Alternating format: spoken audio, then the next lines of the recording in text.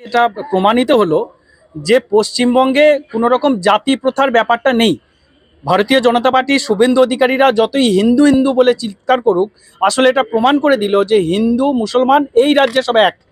এই যে পশ্চিমবঙ্গ ব্রাহ্মণ ট্রাস্ট, এই ব্রাহ্মণ ট্রাস্ট আজকে যে জিনিসটা করলো, এই যে বিজেপি এত লাফালাফি করে, তারা সনাতনী হিন্দুগিরি দেখায়। এখন পর্যন্ত কটা শ্রদ্ধাঞ্জলি সভা করেছে এরকম? কলকাতা প্রেস ক্লাবে হোক, তাদের বিজেপি পার্টি অফিসে হোক, কোথাও একটা জায়গায় যারা শহীদ হয়েছে তাদের পরিবারকে শ্রদ্ধা জানানোর কথা এই ভণ্ড সনাতনীদের দেখা যায়নি। যারা আসল সনাতনী, যারা আসল ব্রাহ্মণ এই বাংলার, তারা আজকে কলকাতা প্রেস ক্লাবে সমস্ত সংবাদ মাধ্যমকে ডেকে এবং আমাদের বীর শহীদের পরিবারে তার যিনি শহীদ হয়েছেন ঝন্টু আলী শেখ, তার দাদাকে ডেকে সম্মানিত করলেন। এখানে পদ্মশ্রী একজন ছিলেন, এখানে বিশিষ্ট অতিথি ছিলেন, এখানে এক্স কোবরা কমান্ডো সুজয় মণ্ডল ছিলেন।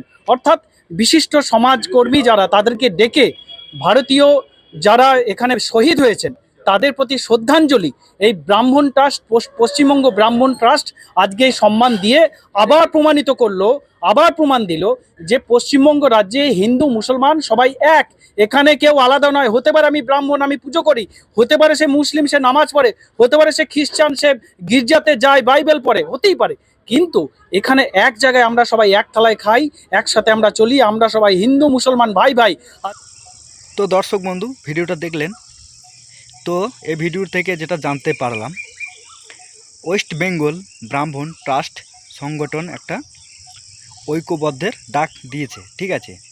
তো অনেকে অনেক কথা বলল, কেউ রাজনীতির দোষ দিল, কেউ বিজেপির দোষ দিল, সবই ঠিক আছে। ঐক্যবদ্ধ হিন্দু মুসলিম আমরা ভাই ভাই মিলেমিশে থাকবো, এটা আমিও চাই, এটা ভারতবাসী সবাই চায়, সবই ঠিক আছে। তো কেন আমাদের দেশে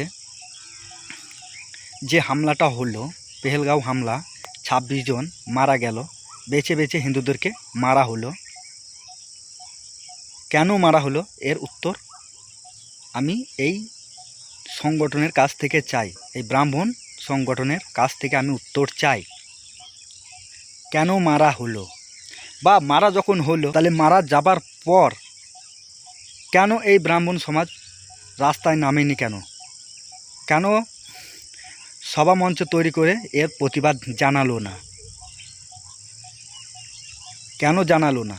এটার উত্তর আমি এই ব্রাহ্মণ সমাজের সংগঠন থেকে আমি জানতে চাই। আর একটা কথা, এরা যদি শিক্ষিত হয়ে থাকে এটা অবশ্যই জানা দরকার, এর উত্তরটা দিয়ে যাবেন। কেন 1947 সালে দেশ ভাগ হয়েছিল, এর উত্তরটা দিয়ে যাবেন। এই ব্রাহ্মণ সমাজ ট্রাস্ট সংগঠন থেকে আমি উত্তরটা জানতে চাই। আমাদের দেশে 85% হিন্দু থাকার সত্ত্বেও কেন আমাদের হিন্দুদের প্রতি এত অত্যাচার? এই যে আমাদের মুর্শিদাবাদে, ওয়েস্ট বেঙ্গলে এই যে হিন্দুদের প্রতি এত অত্যাচার হলো, তখন কেন আপনারা রাস্তায় নামেননি? এর উত্তর চাই। বড় বড় ভাষণ মারলে হবে না, কোনো একটি রাজনৈতিক দলের হয়ে প্রচার করলে হবে না, ঠিক আছে। আমরাও হিন্দু, সবাই মুসলিম, ঠিক আছে, আমরা ভাই ভাই হতে চাই। শুধুমাত্র কিছু রাজনৈতিক দলের সাধ্য সিদ্ধি করার জন্য বড় বড় বক্তব্য এসে সোশ্যাল মিডিয়ায় ছাড়লে হবে না। ক্ষমতা থাকলে যে কোনো বিষয়ে রাস্তায় নেমে প্রতিবাদ জানাতে হবে, একটা সংগঠন তৈরি করলে হবে না, বুঝতে পারছেন? যদি আর দর্শক বন্ধুদেরকে বলবো আপনারা প্রচুরভাবে ভিডিওটা শেয়ার করে দেবেন, সবার কারণে যেন এই ভিডিওটা পৌঁছায়।